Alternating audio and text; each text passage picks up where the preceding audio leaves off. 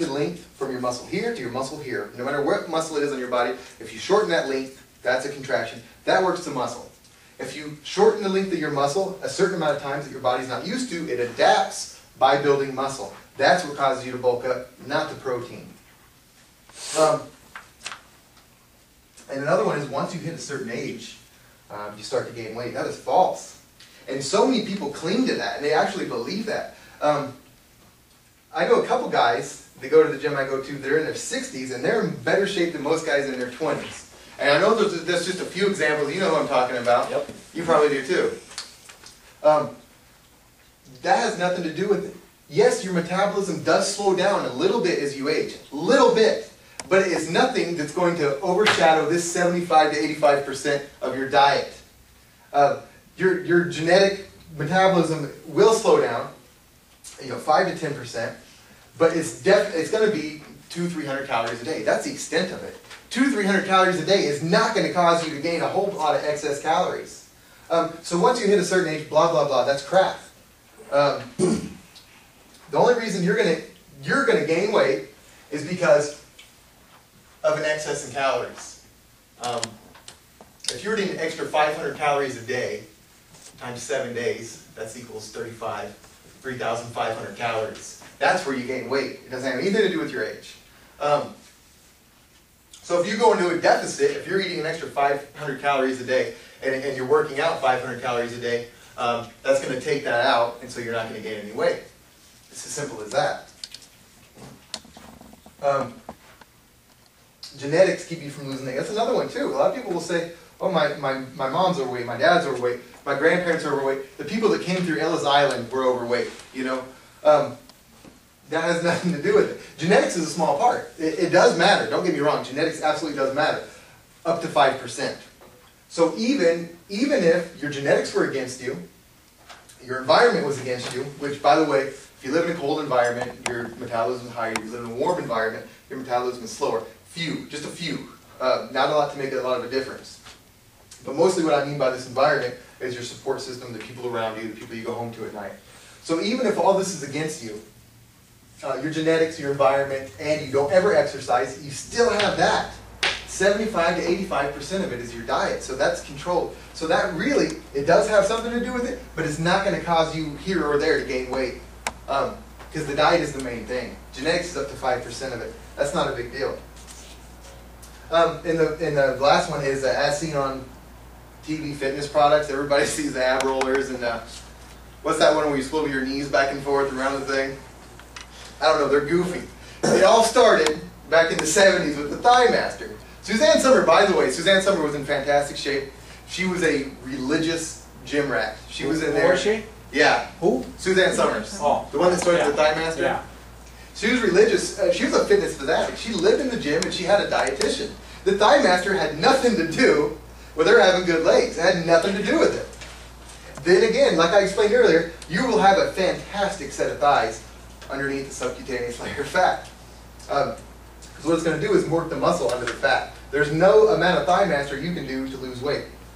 And that is, 95% of the products on TV are like that. There are a few that actually work. A very few, and the few that work cost thousands and thousands of dollars. Bowflex is one of them. Total Gym is another one that's pretty good.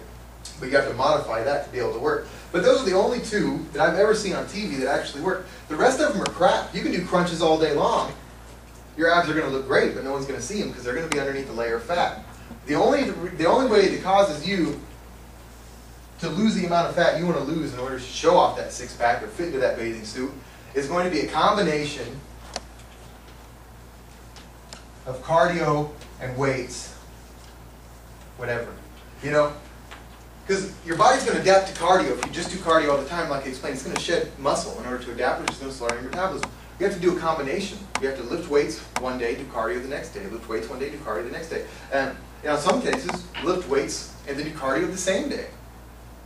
That's the only thing that's going to do it. That's the only thing that's going to keep a certain number of pounds of muscle on your body while causing your body not to shed.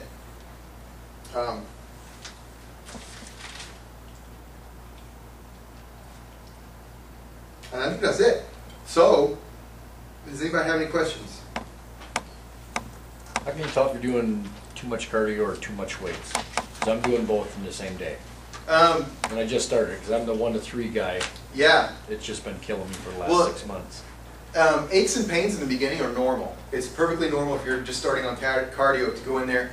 If you do cardio 3 days a week, you're going to have pains. That should go away within a couple weeks. If it stays for more than 2 weeks, the aches and the pains, that's going to be a precursor to overtraining. Same thing with the resistance training. You're going to naturally be sore. Anytime you do resistance training, let me go into this just a little bit. I don't want to get too far off on it. So there's 3 different types of energy that your body uses. One is ATP, or adenosine triphosphate. You only have a certain amount of it. The second is glycogen. The third is stored body fat. Now what your body does, instead of crashing right here, if you follow this line of energy, it goes on to the next. So the number 1 is glycogen, or blood sugar, this line right here. So you go down this line of glycogen, and as soon as you start to run off of that, runners call this the second wind. That's when you switch to glycogen, to adenosine triphosphate, or creatine phosphate. And as soon as you start to run out of that, you start to go off oxygen or stored body fat. That's the process that your body goes through in order to lose weight.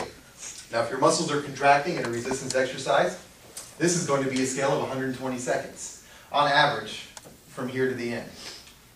Now as soon as you do a number of sets, you know what failure is. You lift till you absolutely can't lift anymore. That means you're out of glycogen, you're out of ATP, and now you're on the oxidative pathway. Well, as soon as you go to failure, you should recover within 120 seconds, give or take. It's different by the person, but it's give or take. And you can almost set your clock by it.